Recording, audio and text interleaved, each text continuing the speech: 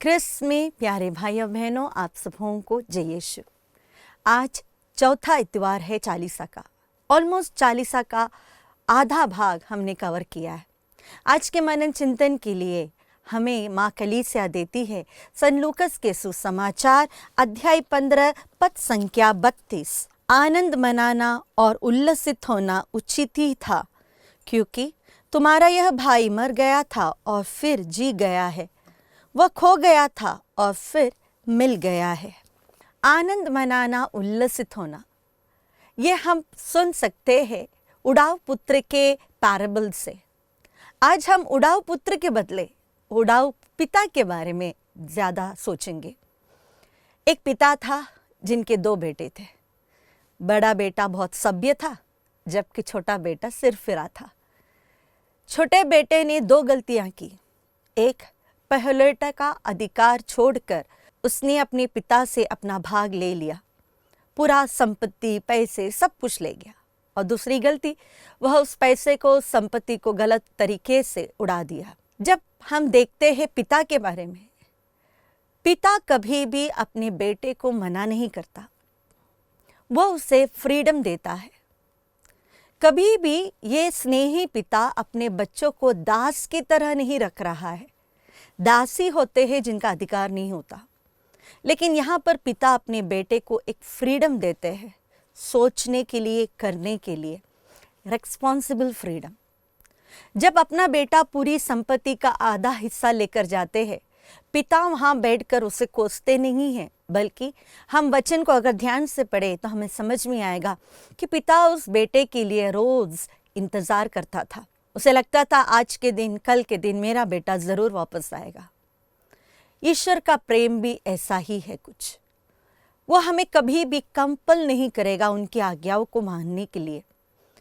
हमें इसीलिए ही प्रभु यीशु कहते हैं, मैं तुम्हें दास नहीं बुलाता। ईश्वर हमेशा पुराने विधान में और नए विधान में हमेशा हमें पिता के रूप में मिलेगा। मैं तुम्हारा पिता हूं और तुम मेरी प्रजा हो। इस पिता के स्नेह में हमें हमेशा पिता जोड़ के रखते हैं। दूसरी बात हम पिता के बारे में देख सकते यह है कि जब उड़ाऊ पुत्र वापस आता है तो पिता उनसे कुछ नहीं कहता, उसकी बातों को भी नहीं सुनता। पिता तो सीधा कहता है, अंगूठी लेकर आओ, चप्पल लेकर आओ, नए वस्त्र लेकर आओ, अच्छा सा भोजन बनाओ, हम आनंद बनाएंगे, उल्लास करेंगे। पिता को यह नहीं देखना था कि उसके बेटे का मनोभाव क्या है, वो कितना कुछ आके अपने सामने कन्फेस करेगा। उन्होंने सिर्फ उसके हृदय को देखा और उसमें काफी था पछतावा। पिता ईश्वर भी ऐसे ही है। वो हमारे पास बैठकर एक एक चीजों की गलतियां नहीं निकालते, बस हमारा हृदय देखते हैं। हमारे हृदय में अगर सही पछतावा हो तो वह काफी है ईश्वर के लिए हमें वापस लेने के लिए। जब एक व्यक्ति को एक पिता अंगूठी देता है, चप्पल देते हैं, नए वस्त्र देते हैं, तो वो एक साइन है कि उन्हें वो अपनाते हैं अपने बेटे के समान।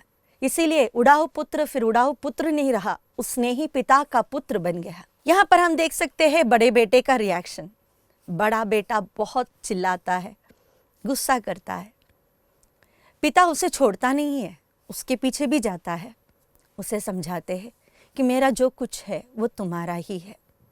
उसे पता है कि उसका बड़ा बेटा बहुत अच्छा बेटा है, हर बात माना है उसका, लेकिन उसकी कमियों को भी वो जानता है। वो जानते हुए उसे अपने पास रखा हुआ है। प्यारे भाई और बहनों, आज माँ कलीसिया हमें आमंत्रित करती है एक सच्चा पश्चाताप के लिए।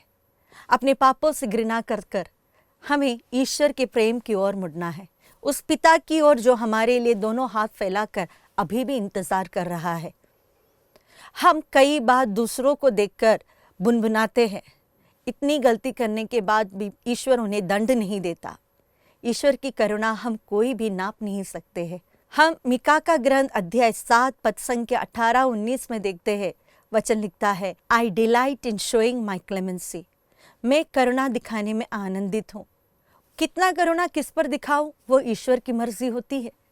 पिता कभी भी अपने बच्चों को एक समान प्यार करना, वो पिता की फ्रीडम है, करता तो है, लेकिन हर एक व्यक्ति को उसके अनुसार डोज देते हैं। किसी को ज़्यादा प्यार दिखाते तो किसी को कम दिखाते, लेकिन प्यार की तुलना में देखेंगे तो प्यार सबों को एक समान ही होता है।